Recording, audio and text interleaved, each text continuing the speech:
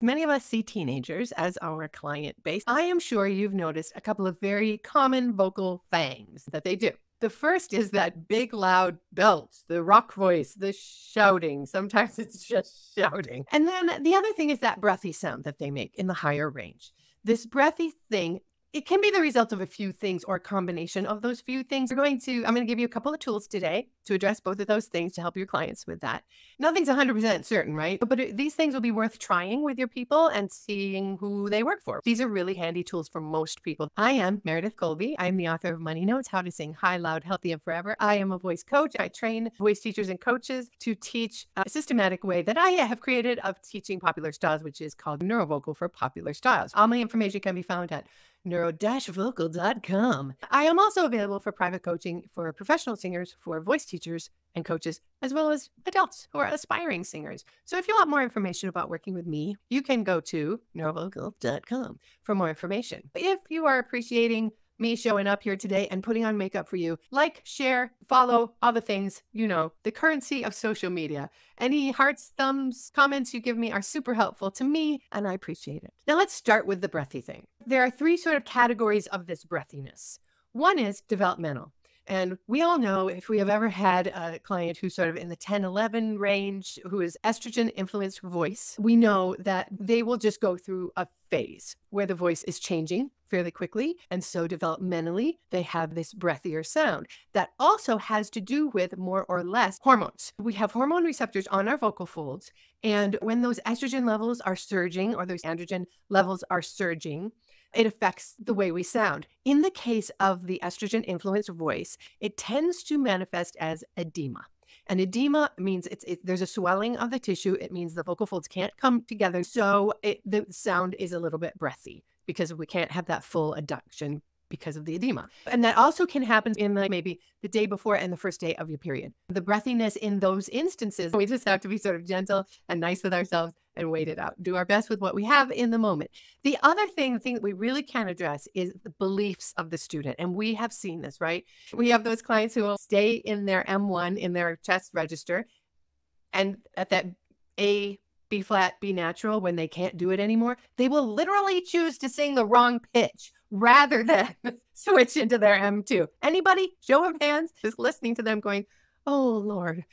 And this is why some other adults in their life who isn't informed and experienced and kind like you may have shamed them about that and said, there's something wrong with your singing, or you're tone deaf or something like that. But that's not what's going on at all. What's actually going on is that the singer identifies with their M1. So I'm just going to call it M1 and M2 for the sake of our discussion here. M1, chest register, TA dominant register, and then M2, head register, CT dominant register. Okay, so I'm just going to call them M1 and M2.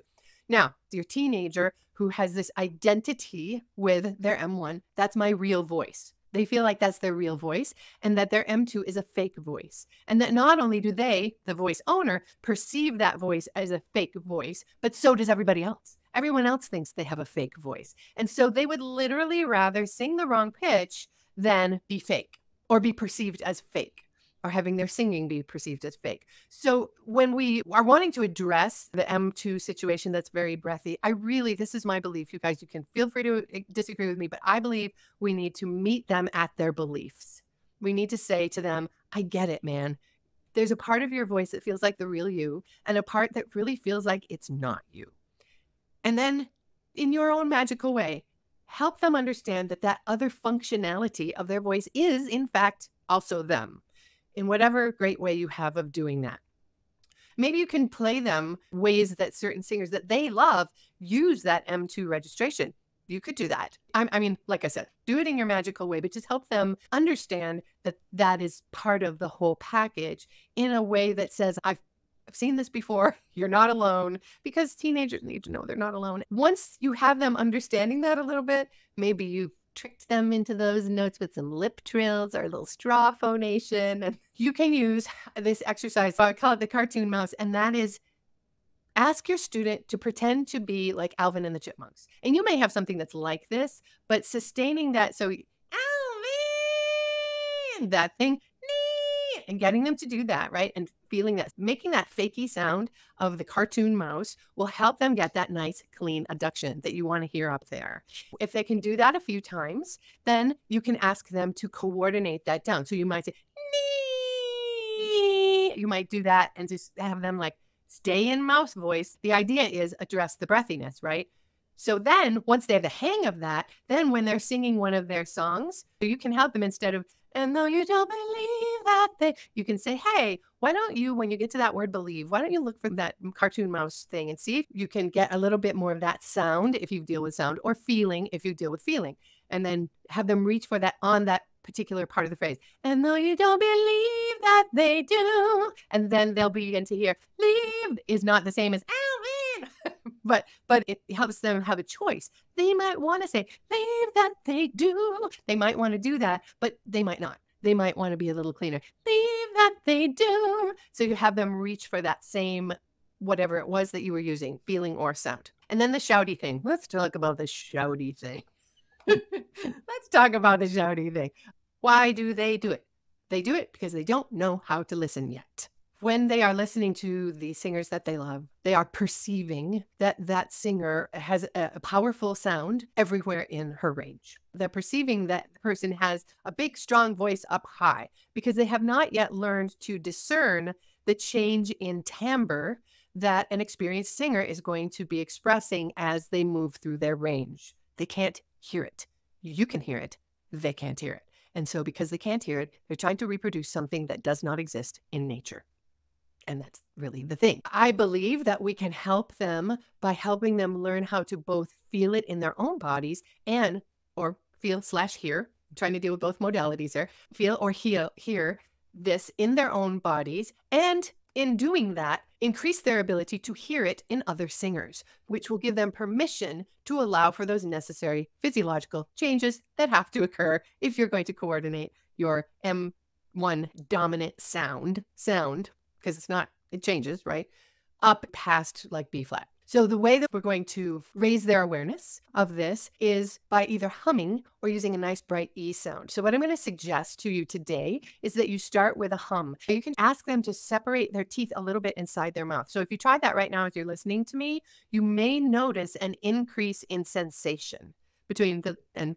So if you, for a lot of people, there's an increase in sensation. Sometimes also you can use what I call cat tongue, which is sticking your tongue a little bit past your lips like cats do sometimes, like that. So in any event, some kind of humming, and then ask them to hum do, re, do. That's it. And then kind of walk up, boop, boop, boop, boop, boop. The objective for this client is to be aware. Literally, that is all. That's all you're asking them to do, because it's not hard to hum. You're not going to take them into a really high range. You're just going to ask them to be aware. This is going to make their brain behave differently. It's going to shift their attention.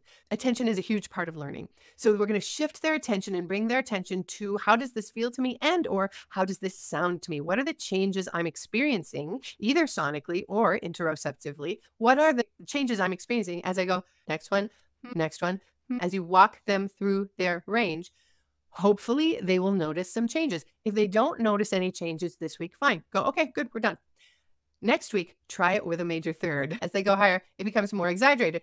They're going to notice. They're going to notice that sonically and or it feels to them is going to change. And so what you're doing with this basic physics plus physiology is you're showing them that this is what's happening in the singers they love too. Harry Styles is not trying to bring his high notes into that same rich, fat sound and feeling that is in their low notes. It's just not happening. And so your client, your student becomes aware that this is what's happening, and they start to hear it in the other singers. They give themselves permission to do that. So again, it's not really a voice exercise so much as it is an awareness and a listening exercise that helps them do that. If the humming is too small for them, because for some people that's too small of a feeling, you can try an open vowel like a bright E sound, kind of sliding back and forth. And that will allow them to both hear and feel what's happening. So there we go. Those are my suggestions for you. I live to serve, y'all. So have a great week. Thank you for being here with me today. Bye.